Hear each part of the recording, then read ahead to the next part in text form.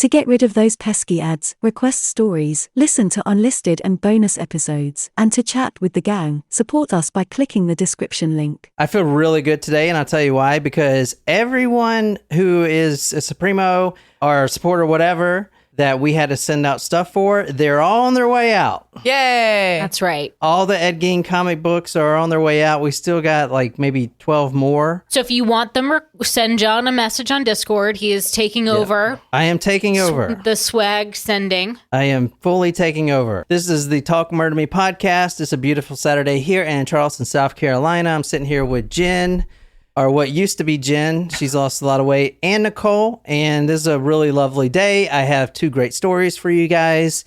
Both of them are extremely interesting, and I don't think you've heard them anywhere before. But anyway, you can find our podcast on any podcasting app.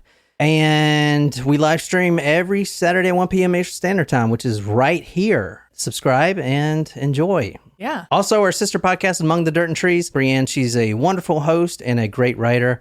Also, if you guys are wondering about the website, we were paying it way too much for the website. So I basically switched it over, and that's why it's kind of in this construction phase right now. But by the time that this comes out on Tuesday, if you are a supporter of us, you will be able to see all the evidence photos and the blog post by logging in with your Patreon email address. And the website's just going to be for you guys. Boom.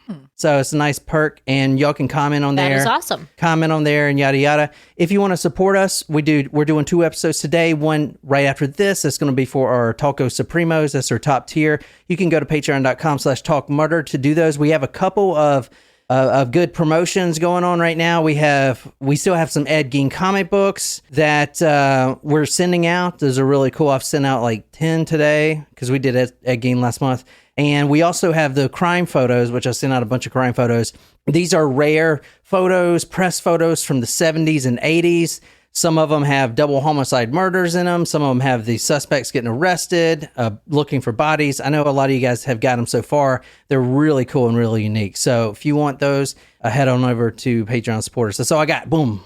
Wow. Boom. Okay, so we've got 2 new joiners since then. Tasha and Jasmine. Welcome. Jasmine. I already saw Jasmine on the Discord. Yep. Welcome, guys. Jasmine and Tasha. Tawsha. Tasha. Correct. Yes. Jasmine, Jaz. Yeah. Yes. M-I-N? No, M-Y-N? M-Y-N-E, I think. M-Y-N-E. I don't know about that. Well, we've got a dedication to do. Oh, boy. As per usual. This one is for Tim. Tim. Patreon Taco Supremo Tim. This is not a specific request that Tim had. So this is not the Tool Man. No.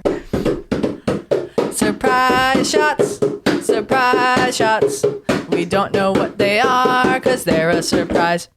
All right, Tim, let's see what you got. Is this something he requested? No, she I just said that. this. Maybe if you put your listening ears on when the women talk, you'd be better off. Cheers. Cheers. Ugh, great. What was it? Butterscotch? You want to take a guess? It was like, I felt I had... It's got a coffee Did you in it. put coffee syrup in it? It's got coffee in it. Something coffee. It was Kahlua and the salted caramel crown. Oh, like a caramel nice. latte. You guys probably have not heard this story, and it's insane. I'm going to tell you this story is insane. You guys are going to love it. Insane in the membrane. And for our next story, we are covering a serial killer called El Petiso Orejudo. That's probably not right. Something about the eyes. O-R-E judo or judo. I'm not a Spanish guy. But Hudo. So if you guys want to take a guess of what that is, and don't spoil it if you know it, but that is from one I've never heard for. I don't even know how you guys found this freaking case. Literally, it's crazy. You guys are going to love it. We're going to Poughkeepsie. Oh, man, that word again. Poughkeepsie. You're adding an extra K. What? Poughkeepsie. Poughkeepsie. What the fuck? Poughkeepsie. Y'all messed me up now. I had it. No, you messed yourself up. All right, tonight, where is it at? What state? New York.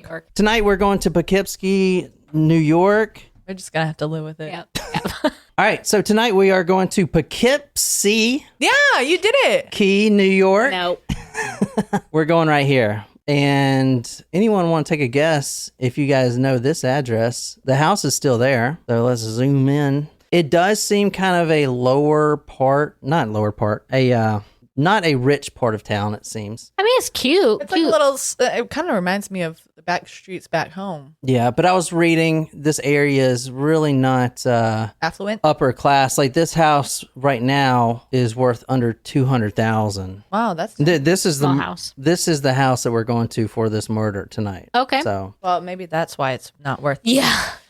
this is Also true. another thing I want you to see right quick is these houses have these little alleyways. Yep. That you like can back driveways. Yeah. Yes, but you can. A lot of people cut through. This is right by a school. You literally saw the school bus. Yep. The elementary school is right here. Okay. Yeah. So, and we'll come back to this, but so you see how close it is, because this is important too. You see how if a kid's walking, they'll just cut through this, and that happened a lot here. And it's really important why I'm telling you guys that. So I'm not just talking to hear my own voice. Tonight we're going to August 20th, 1979. And that house that I just showed you is 216 South Grand Avenue. This story is about a man named Albert Fentress. Fentress, Fentress, Fentress. He is a local history teacher at Poughkeepsie Middle School. Okay, proud of you. Nailed it. And if you go back to the Google Earth, both of the schools are pretty close. August 20th, 1979, it's a Sunday, and it's the wee hours. It is 2:13 a.m. Albert Fentress, a local history teacher, calls his good friend. The friend's name is Wallace Schwartz. Calls him on the phone. The guy is sleeping, obviously. It's 2:13. It's a Sunday. Wallace Schwartz, the guy he calls, is his friend, but not only that, he is an attorney, a real estate attorney, and he's got work as well, but his sleep is interrupted at 2:13 with a phone call. And the first thing Albert says to him, his lifelong friend, is, "I'm going to kill myself." Oh, okay. So now this is a middle school teacher, a very good middle school teacher. No problems, nothing whatsoever. So Schwartz was immediately skeptical, because not skeptical, but he knew he was got to be overreacting. Like, what for? You have a great life. Mm-hmm. All right. Anyway, and he's still trying to wake up too. He spoke in a quote low monotone. What the fuck? Monotone. Coin. Hey, real quick, John, can you say hi to Shram's mom? She thinks you're really cool. Go ahead. Say hi. Hey, Miss Schramm. Mrs. Schramm. Is her hair also blue? I don't know. It's genetic. Hey, Mrs. Schramm, thank you so much for joining us. I don't know why you were talked into this. This is not what you think it is. Anyway. Yeah, so that means you have to be on your best behavior today. Yeah. Albert Fentress. That's a challenge now for him. Yeah, You know I know what, it is. You know what's funny is that, not funny, but like our moms have both been sitting in on recording sessions, and now Shram's mom, but like, where's Viv? My mom listens to True Crime Garage. She always tells me about it. Oh, so I was listening to True Crime Garage, and they were doing this story about the West Memphis 3, and I'm like, oh my God. We have a podcast. You're like, thanks, mom. Like, you know, we're on episode 370 something, right? This is 380, isn't it? Yeah, holy shit. Yeah, you're right. She listened to our first episode.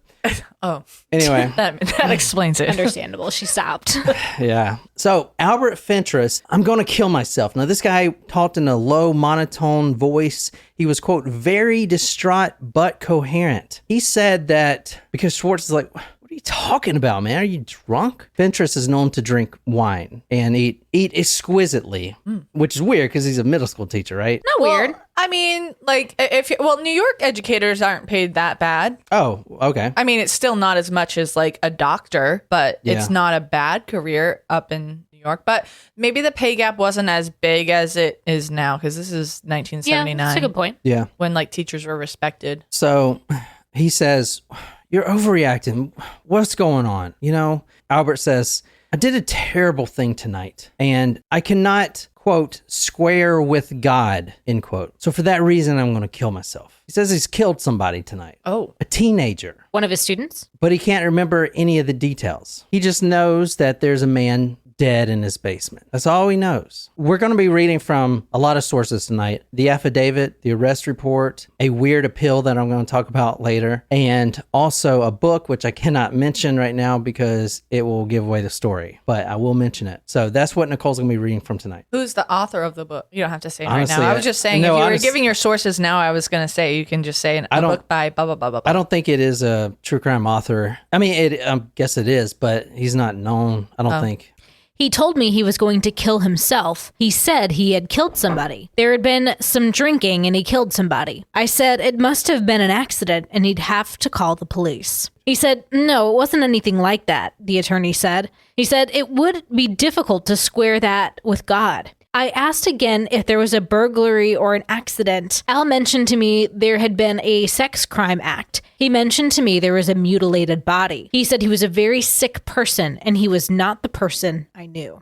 Schwartz, his friend, says, all right, you need to call the police. And Al says, no, I can't call the police because I'm not square with God. Please call the rabbi. Now, Albert Fentress is not Jewish. But Schwartz is. Schwartz is. However, Schwartz doesn't have the direct line to God. Rabbi. What's the rabbi? A rabbi is like a priest, like the equivalent of a priest. Okay, so Schwartz doesn't have the direct line to the rabbi, but Schwartz's mother does, Enid. So Schwartz, now, just to get everyone on the same page, Albert Fentress calls his friend, this guy named Schwartz, on the phone, 213, says he's going to kill himself. He says, call the police. Al says, no, I can't call the police. I'm not square with God. I need a rabbi. Schwartz, being Jewish, calls his mother, which has the direct line to the rabbi's phone. Right. Okay. That's where we are so far. Okay. All right. He says, I'm very sick and it was no accident. I'm very sick. You wouldn't even recognize me. He calls his mother. The mother also is really good friends with Albert Fentress. They're all a good family of friends here. Mm-hmm. And the mother says she will call the rabbi, but she needs to call Al first to make sure that this is valid. Because waking up the rabbi at 2:13, So she don't want to be on God's shit list either. The reason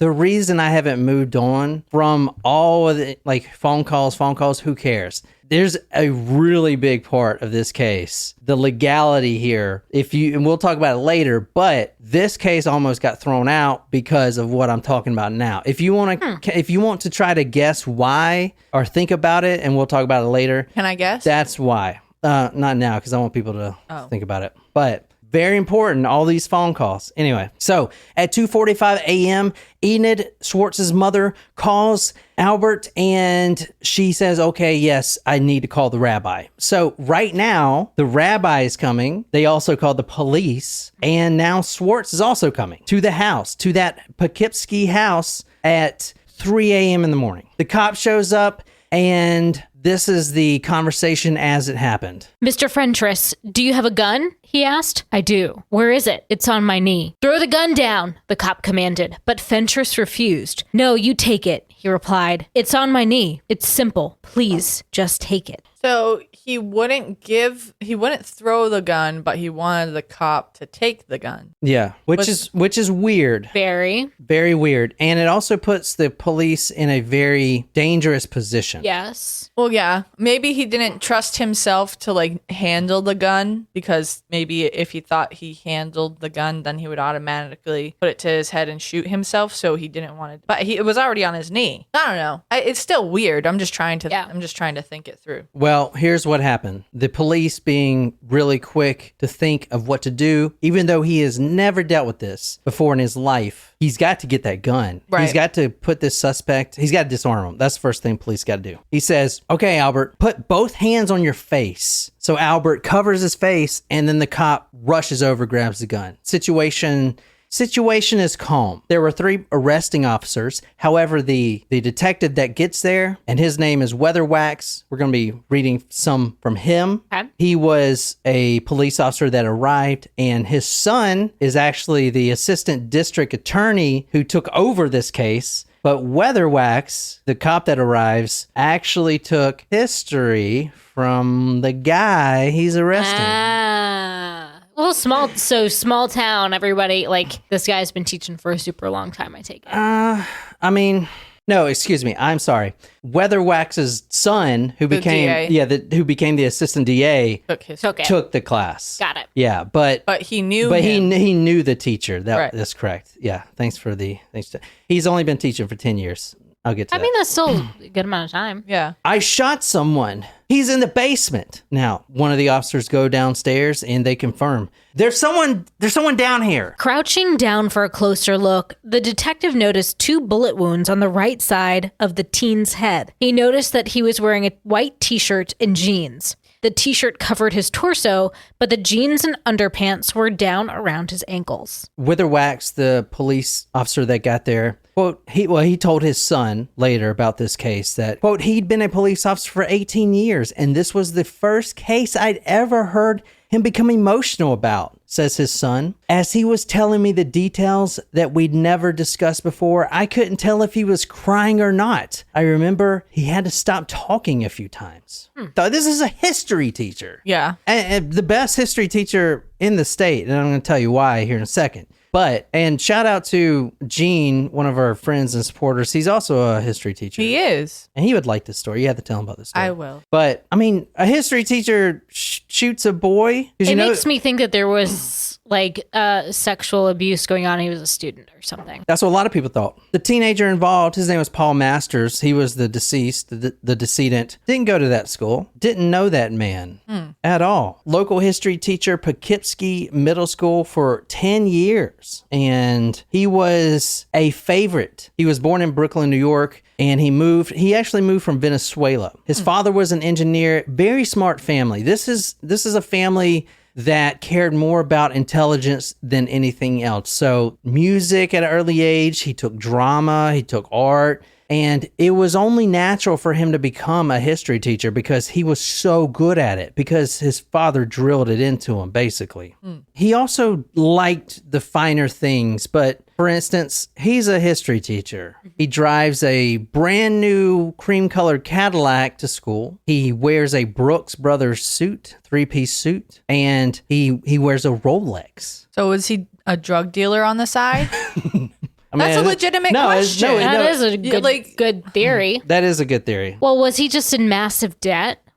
No, was he just a spender? He wasn't in massive debt. Poughkeepsie Assistant Superintendent of Schools Ronald Valenti praised the teacher, telling the Journal that Fentress, quote, had an outstanding record in the district and has received several letters of commendation on his performance and involvement. Dr. Valenti added that he was completely shocked by the arrest. Wayne Weatherwax, the detective's son, he would later say he was a, quote, very good teacher, engaging, entertaining, and brought the history class to life. So as a history teacher, when he's doing Napoleon, which I know nothing about Napoleon, I guess he was a killer of sorts. But he was an emperor. An emperor. Napoleon Bonaparte. He was like this tall. He was French. He wore a big hat to make him look taller. Okay. There's like Neapolitan ice cream. Napoleon complex, which Hubble has. All right. So I thought you were going to say which Jeff Bezos has. I don't know. Is Jeff Bezos short? I don't know, but he's got a $500 million yacht. Which I'm jealous. Oh my gosh! Didn't they have to? There was an issue with his yacht, wasn't there? Yeah, they were trying to get them to move the London Bridge or something. Yes. Like that to move it out, and they're like, nah. Can you imagine if? Oh, we have this podcast and we want you to move the London Bridge for us. No. It's called yacht murder to me. All right, so still a dream. One day it'll be attainable. He brought the history class to life. This guy, and we're gonna get more into the killing here in a second. Don't you guys worry, but it's very important for this story to know why this guy did what he did. It is extremely important. That's why we got to talk about this. All right. I know it's boring. It ain't nothing to do with killing and stuff, but I was gonna say, go on, talk murder to me. There is a reason this guy did such an atrocious act, which we hadn't even talked about yet. There's going to be things Jen reads tonight, which is just appalling. Oh, that's the only reading assignment I get, is if it is trash. But those things happen because of the personality of this guy. In class, he would wear these Napoleonic costumes, and he would reenact the wars. And he even wore a Ku Klux Klan outfit to show the students. And no, this was the 70s. I guess you could get away with it. I mean, like, but but like, if that was part of his lesson planning from the time he started to teach history, no, it wasn't the 70s, because you said he was teaching for 10 years. It ain't 2022 where everyone's offended by everything. He wore the Ku Klux Klan outfit to instill fear and terror into the kids. I mean, it was a like, he showed up to class in it. Yeah, he's teaching the lesson plan. He would reenact as the characters. So he would like put a cross in the middle of the classroom and burn it. Yes, Jen. He, like, for instance, the Civil War, he brought a musket in, Start shooting the students, So stuff like that. And also, is it just me? I always thought it was the Ku Klux Klan. It's the Ku Klux Klan. Correct. I thought I'm missing an L somewhere. Yeah, and first time in my life, I think I've actually agreed with you on a spelling issue. Right? I thought it was Ku Klux Klan. That's what I thought it was. But it's Ku Klux Klan. Well, that just sounds stupid. I know. It all is stupid. But, well, yeah, it's terrible. It's a terrible, terrible organization. But now that I know that's what their name actually is, who would want to join that? Albert Fentress looked more like a corporate CEO than an underpaid teacher. Brooks Brothers 3-piece suit Rolex when he wasn't dressing in character. Well, now, maybe he was dressing in character as someone who actually makes money. He was also a tyrant of a teacher. Eyes forward. Jen, get off your phone. Feet on the ground forward. No chewing gum, Authoritarian. Now, so his advanced students loved his teaching style. He was engaging. He was reenacting everything. They loved him. But the other people, the kids that just had to take history, they thought he was kind of a dweeb, right? And here's where we're going with this. And I never thought this could happen. I don't remember a teacher that has went through anything like this to my knowledge, but he was bullied as a teacher. The kids, they thought it was stupid that he would wear these costumes. It's history. And then why are you wearing this nice watch? And well, you don't have a wife? Are you gay? Because remember, this is the time where, you ain't gay. If you gay, you better be quiet type of thing. Well, I mean, it's like still kind of like that, but a lot better than it was. Yeah, but back then, Albert Fentress as a teacher, as a very good and engaging teacher with high marks, was bullied by his students. And this is crazy because I'd never thought, and bullying is terrible. It is. It's terrible. Like we've done stories where bullying, and I get it. It's like, it's almost inherited in our evolution because, we're pack kind of animals, we're social animals. So if someone's an outcast or something, you shun them or you get them away or something like that. I get it. It's like ingrained in our DNA. But at the same time, we've done a lot of stories which horrible cases of bullying, lives lost, suicides, horrible suicides, stuff like that. But for a teacher, almost a 40-year-old teacher to be bullied, I never heard of that. But I mean, I get it. He wasn't just bullied by the students either. He was also bullied by the staff. But the students really took it to another level. Albert Fentress at his home was a culinary artist. He loved cooking the lamb and all the portobellos and all that stuff. And with the He's wine, just like throwing out fancy words. he was also a stamp collector. Beef bourguignon. A stamp collector. That's an intellectual hobby, right?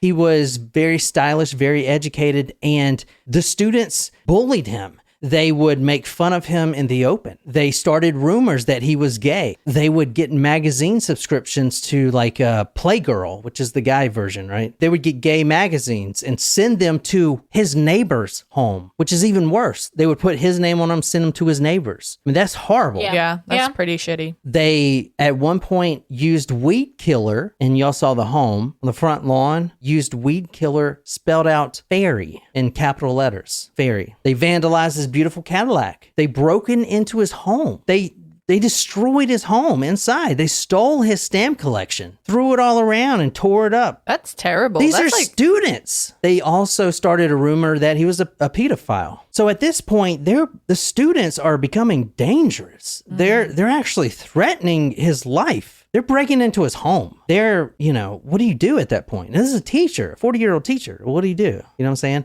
He bought a gun. .38 caliber. I mean, at the end of the day, though, they're kids, though, and so. But that feels kid like that kid in his basement didn't know who he was. We're going to talk about it. That kid he went to a different school, didn't know him. Let's go back to the house. Let's go back a couple hours before the house. The call came in at 2:13 to the attorney. We're about at 11:30, 12 o'clock at night. There was a fight that was supposed to happen that night. We used to have these in high school too. Oh yeah? Oh yeah? Why don't you meet me at the ballpark, 3:45? Well, I got band practice. That was your response. Can we do let's see, next Thursday? Oh no, that's I got that jazz rehearsal. All right. The night of this kid's horrible murder, the Spack and Kill High School, it's not Spack and Hill, Spack and Kill High School football team and the Poughkeepsie football high school Now team. you're just doing it on purpose. And the Poughkeepsie football high school team were feuding. This was a long time feud. Rivals. No, not rivals. The Poughkeepsie player, the star quarterback, said something about the Spack and Kill's defensive line player's girlfriend. Uh-oh. I couldn't find out what word was used, but she was insulted. Probably the B word. Hey, she's a bitch. Two different schools, football team fighting. They tried to fight the week before this, but the cops got wind of it. An anonymous call. Hey, these two football teams are going to meet up and fight. Now, these are high school football teams, right? So they're trying to settle their beef, squash their beef. They were supposed to meet tonight, August 20th, 1979, at the Krieger Elementary School. And if we go back to the Google Earth real quick, you see this is his house, Krieger Elementary School. This is where they were supposed to meet. Okay. And they were supposed to fight it out. However, the popo comes on, the cops show up, and they all scatter. All these kids scatter. At the same time, you have old Albert in his house with the word fairy still burned in his lawn. He's drinking wine. He's holding his revolver. He is just so effing pissed. They ruined his life already. And he would tell everyone, I'm not even gay. Like, he was engaged at one point, okay? But he's sitting there stewing and he hears something outside. Oh, those fucking kids. Those kids are back and they're this is it. He tucks that .38 caliber revolver in his sweatpants and he walks outside. Hey, what? You, come here. What are you doing? 18-year-old Paul Masters. So he was just walking by. Paul Masters was supposed to be on his way to the fight. On the way to the fight. He was supposed to be a spectator, but that guy was participating. Come on, you gotta be kidding me. Even if he was going to fight, he had no idea who this guy was, right? He is a strapping, 6-foot-tall football player, supposedly extremely handsome. He is outside. He is walking through that cutaway. Remember the alley? Yep. He is simply walking back to his house, and he chose to cut through there because it's a 6-mile walk back to his house because he doesn't even go to Poughkeepsie School. You know, he goes to Spack and Kill School. Right. So he walks through that alley. He has no idea who this is. He just knows there's an adult saying, hey, you come here right now. And it's midnight. This guy could be a cop for all he knew. I mean, the cops were just chasing him. You know, maybe he got caught. He wasn't going to run, which he probably should have, you know, hindsight. At the time of this, Fentress was, quote, greatly bothered by acts of vandalism and harassment allegedly done by students. So he is in his own world. He is just pissed. He eventually finds out that this guy, Paul Masters, had nothing to do. He didn't even know this kid. This kid didn't know him whatsoever. So he says, hey, come on in. Come on in, I'll give you a ride home. That's what Albert says. Either that or you want to walk 6 miles back to your own house. Okay, yeah. Comes in, hey, do you want to drink? Albert even checks his ID, make sure he's old enough, which was 18 at the time. Huh, okay. Are you old enough to drink? Yeah. They drink vodka together, and we're going to move right into this. Okay. Once they were indoors, the teacher was able to get his first good look at Paul. He liked what he saw. A muscular teen with flawless skin, high cheekbones, bright blue eyes, and a thick brown hair fashionably cut in the style of the day. He was manly, but still boyish. And Al Fentress was very fond of boys. Now, we've covered a lot of cases like this. Jeffrey Dahmer being one. Oh, I'm not gay. I'm not a homosexual, right? A lot of these killers are not homosexual from what they'll say. It's repressed. They grew up religious or whatever the case is. They believe that they're not, but it's not like you can not, you know what I'm saying? Yeah. Like you either like men or you like women. It's as simple as that. You could like both. Yeah. I get it, but if for Albert Fentress, who is obviously gay, but everyone else knows it but him, he's straight from what he... In his own mind. So let's add that into the mixture. The vandalism, all that stuff's got him all worked up. And now what? This boy comes into his house and he's making Albert have these weird feelings. I don't like this. I'm not gay. But he's so handsome that it's driving him crazy, right? Because he thinks he's not gay. But he is. This is what he says, Albert Fentress. Quote, "It dawned on me I was serving him alcohol. It would have been horrendous if I was serving somebody underage." So he checks his ID. They drank vodka, they had snacks, and eventually he said, "Okay, I'll take you home. But first, can you do one thing for me? I have all this plywood down in the basement." Or actually says, "I have all this plywood. Can you help me move this plywood?" Okay, it's down in the basement. You never want to go down into the basement. We've already established that. Do not go into the basement. He probably shouldn't have gone into this guy's house to begin with, honestly. He didn't want to walk 6 miles, though, too, you know? Yeah. Yeah, but if you're offering him a ride, just get in the car. Exactly. And also, all right, Fentress is, I mean, you got a football player, 6 foot, muscular. Unless he's got a gun, he ain't gonna be able to do anything. Oh, wait, he does have a gun, right? They go down to the basement and this boy, Paul Masters, is moving this plywood and, you know, from one side to the next. And all of a sudden, Albert pulls that revolver out of his pants, points it right at his face. Paul Masters still has his plywood in his hand, and he sees that gun barrel right in his face, right in his eyes. Shocked. He's also been drinking vodka, a couple glasses, so his reaction time, a little sluggish. It's like Jen's reaction time all the time. It's like Jen's time. Jen's time. Honestly, it's probably more like my time. I have terrible reflexes. Hey, where's my beer? How did you give me this beer? I wanted that beer. It's behind you. Yeah. Oh, you bee. No, she gave it to you. You tricked put it me. there. It's literally been there the You entire... tricked me. I did not trick you. The trickster. She is a trickster. You put it there. I handed that to you. Yeah, he just doesn't remember. What Greek mythology or Viking mythology is also known as a trickster? Loki. Fucking. How the fuck do you know that? Because I know. I'm smart. Also, I have quick reaction time. Thank you very much. Right. I don't. That's why I never played sports. All right. Oh, that's why. Not because you're a big old puss. I'm just kidding. Uh-oh. Just, right. I'm gonna fire John can today. I like make a weekly reminder that this is your wife that you're talking to? All right. I don't think anyone's watching this anymore anyway. All right. Martin says your reaction time is slow, John. Albert's got this revolver pointed right at the boy's face. He takes some rope and he says, "I want you to walk over to that post, wooden post." "Why are you doing this? What do you want?" Quote, "What the teacher wanted most was Paul's penis, and he wanted it in his mouth." That was supposed to be what Jen read, but I didn't send it. So. Excited, Fentress undid the young man's jeans and let them drop to the floor. Then he pulled Master's underpants down to his ankles.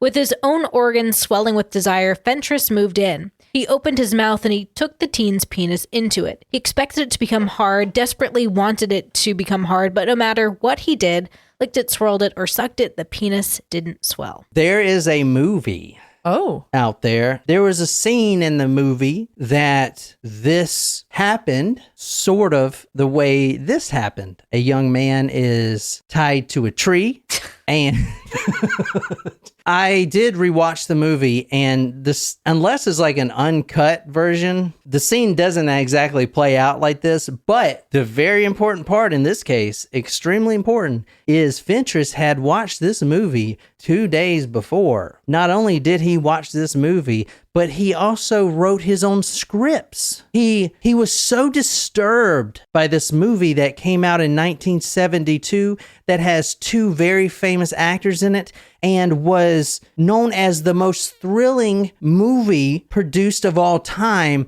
yet it shocked audiences. It was the first time that a male has ever been sexually assaulted on a movie. And if you get this right, I mean, that's definitely worth 2 trivia points right there. 3 points. Ba-da-ba-da-boo. Wow, 3 points. So there's a movie 1972. He watched it 2 days before it came on HBO. He watched it. It is a very well-known movie. And he was so disturbed and moved because why?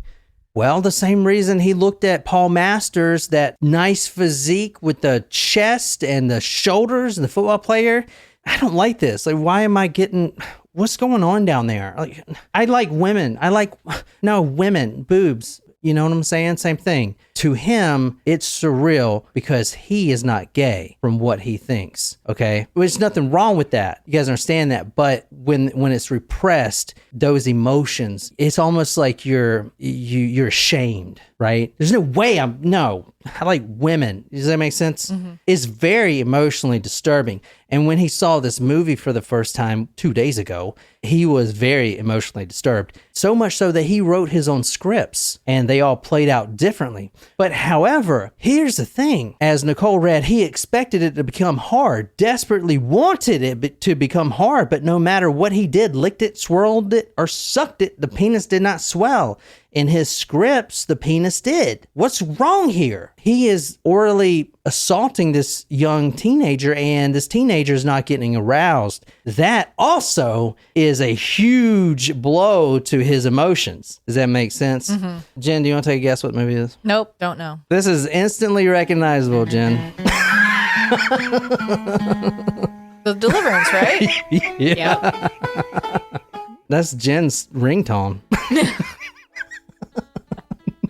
Even if they've not seen the movie, you know, yeah. It's actually a really good song. We watched this movie last night. And I was like, why do you want to watch this movie? And you're like, I don't know. It's such a great movie. Well, there you have it. I've never seen it. Is it not? Really? Is it not an excellent movie? Yeah, it is. It is an excellent movie. And it's so disturbing.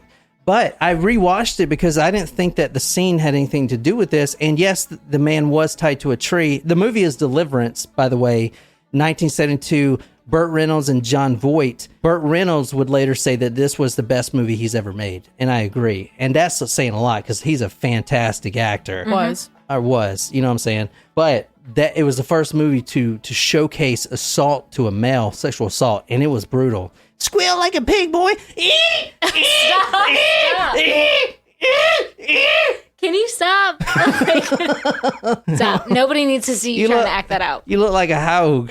You got a pretty mouth. Stop. This is like my family members we talk about. Stop. Down here in Georgia. Gross. 2 nights before the murder, Albert Fentress watched the movie for the first time, Deliverance, and it did what it did to a lot of people. It made them really uncomfortable, and it made them not want to go in the woods, number one, anymore. But also, it made them really squeamish and think about the male sexual assault. And for Albert Fentress, it made him really uncomfortable because in his mind, he was not gay. And he enjoyed kind of what he saw, you know what I'm saying? So in a frenzy, he started to write his own scripts. They're all ending different, but they all ended with the male getting tied to the post downstairs in the basement and having fellatio and becoming erect. And that did not happen. From what he would say, if you guys want to believe this or not, that right there put him in a psychotic frenzy. If you want to believe that, that's what his attorneys are going with. That the movie put him into a psychotic frenzy. Yes. 2 nights before, he watches the movie Deliverance. So now he's in this emotional state from this vandalism and everything else. And he sees this teen and then these emotions of, oh my God, I like this, what I'm looking at, but I don't know why. Plus Deliverance, the scripts he's written, put him in this, whatever the actual thing was, he is in a psychotic frenzy. And when you're in a state of psychosis, you really don't know or can control what you're doing. Okay.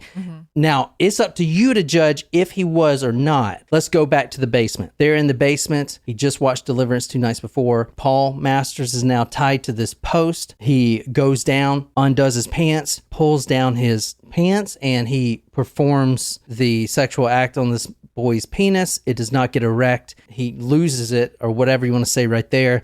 And he walks away. Moments later, he comes back and he has something in his hand. But Paul Masters at this point cannot see it. He just wants to get out of there. Remember, his legs and his arms are tied behind his back to the post. He orders the boy to spread his legs apart. Albert then lifts up Paul Masters' scrotum, his scrotal sac, and he reveals what he just got from the kitchen, which was a razor. A shaving razor, a straight razor, not a box cutter, but actual razor that he used for shaving, and it is not sharp. It's the razors that you kind of hold, and then you may cut yourself because there's no really support. So using this little dinky razor, he lifts the scrotum sac up with his left hand, and he puts that razor under there, and he starts to saw. Now this razor, Oh my God. now this is before the gunshots or anything. This boy is very much alive, and he is now screaming. His scrotal is a word. Scrotal? His scrotum, which is balls, right? Yeah. Okay. Well, it's the casing. I'm still like learning stuff, so I'm still like getting familiar with my own body. He's gonna go to the mirror later and be like, look at an anatomy book and be like, this is this, this is this. Oh, this is this. Okay. Yeah.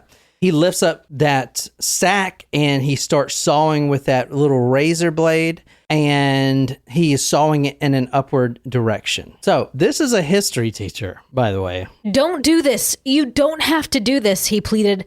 But Fentress was unmoved. He dug the blade deeper into the teen's scrotum, splitting it open. Don't fight. Just make it easier, he told Masters. I can't stop now, don't you see that? He did stop, however, but only long enough to raise his .38 to the teen's skull and pull the trigger. Masters slumped, mortally wounded, but still alive. Now, what I'm going to tell you next, I want you to remember this boy stayed alive for a long time. So when you're in psychosis, I've never been in. Some people think I live in it, but it's just me. When you can get jerked out of psychosis. One of the things that jerked him out of psychosis is when he heard this teenage boy an hour later.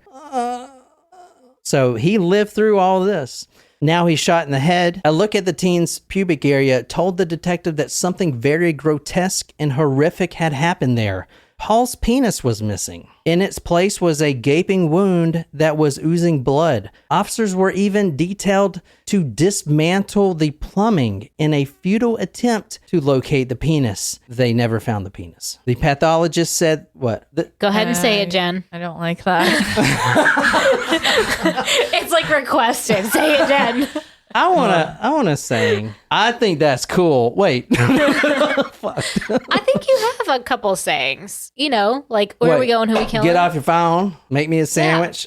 Yeah, all the things. All right. Poem. Yeah, it's the words that you struggle to say. Those that are your things. catchphrases. Masters accidentally became the character in his writing, said Dr. Arnold Bucove of Poughkeepsie, a psychiatrist who testified for the defense Friday. Fentress carried out the ritual of the script. Everything seemed to proceed as though it were in the writing. He shoots him once, and he's now carving out the testicles. So he cut everything off then Yep, he cut everything off. with a straight razor. So do you think Wolfie is wanting to know, did he eat it by chance? You said he was a good cook. The autopsy, quote, found the cause of death instantaneous with 2 penetrating gunshot wounds of the skull and the traumatic amputation of the penis and scrotal contents, end quote. Scrotal is a word. Nice.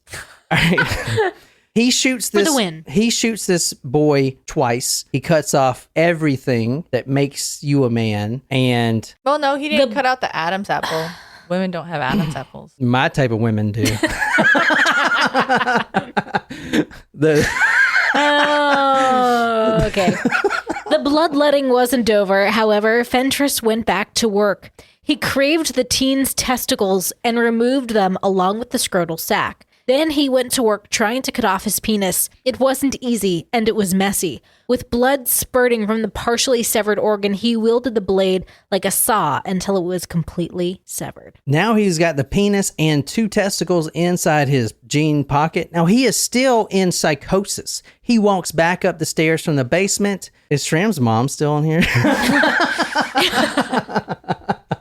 She's like, this is not what I expected.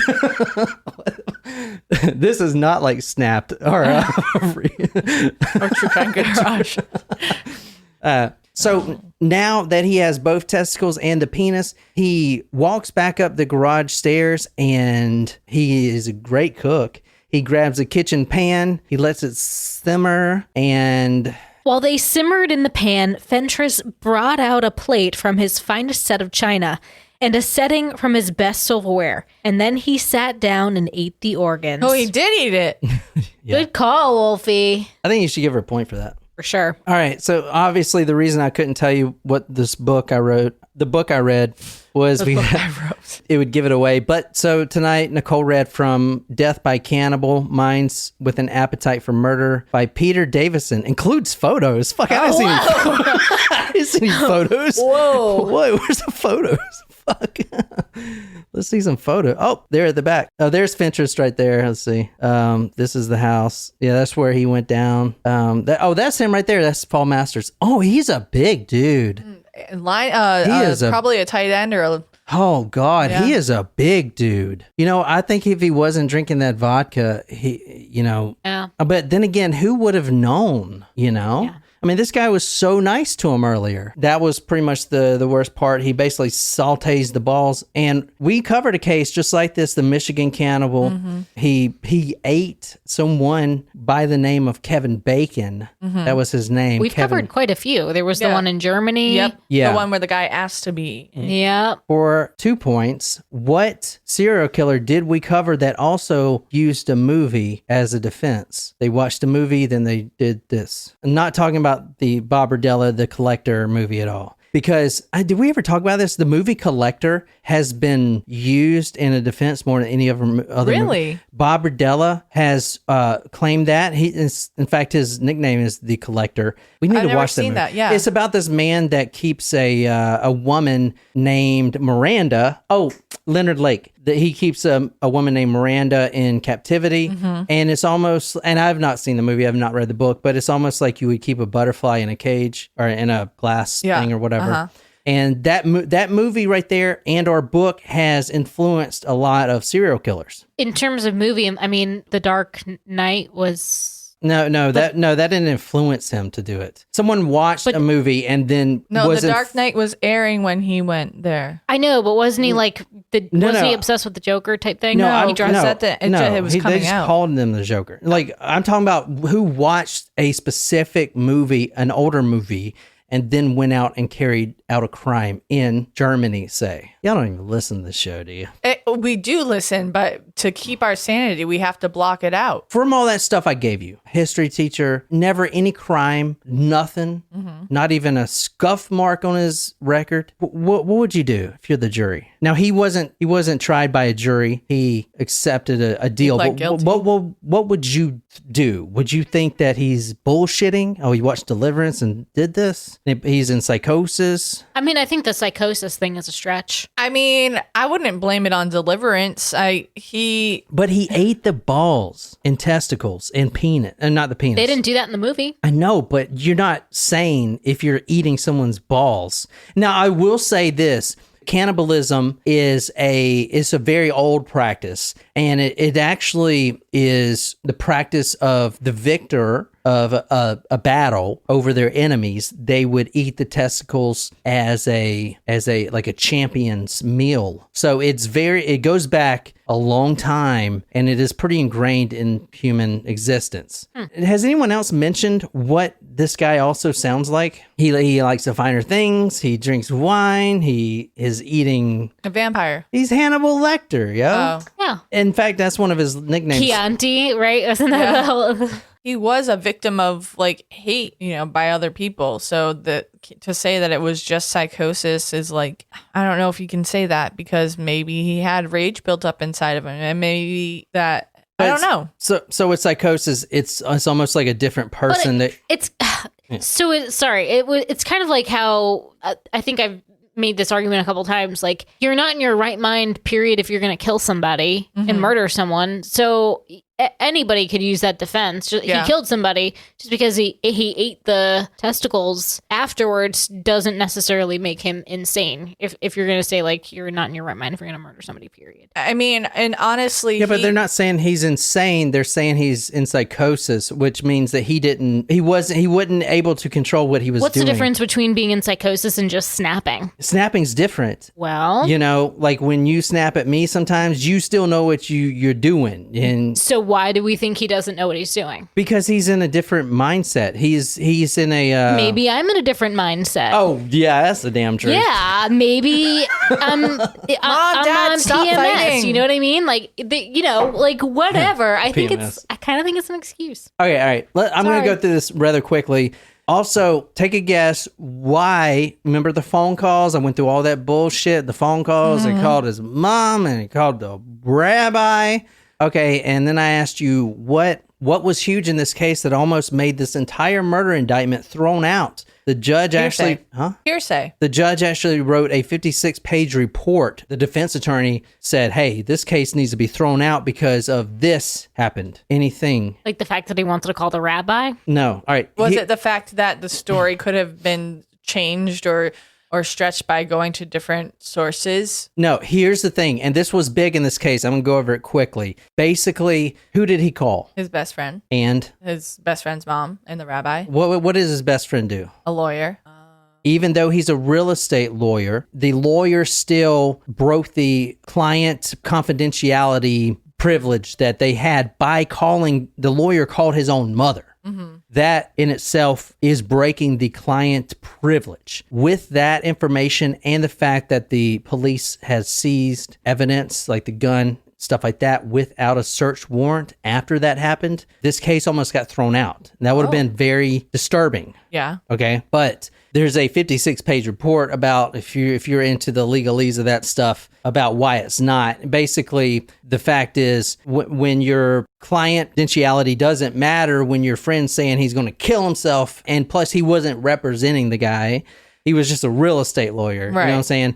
It's a whole thing. I'm not going to get into it. But psychology real quick. One psychologist said that he was a, quote, non-entity. No identity, which is why he dressed so lavishly and had expensive things, which were as important to him as the essence of his being. And as long as Mr. Fentress could be an outstanding teacher, an unusually outstanding person, he could function. Dr. John Train Psych, quote, but he was incapable of absorbing stress.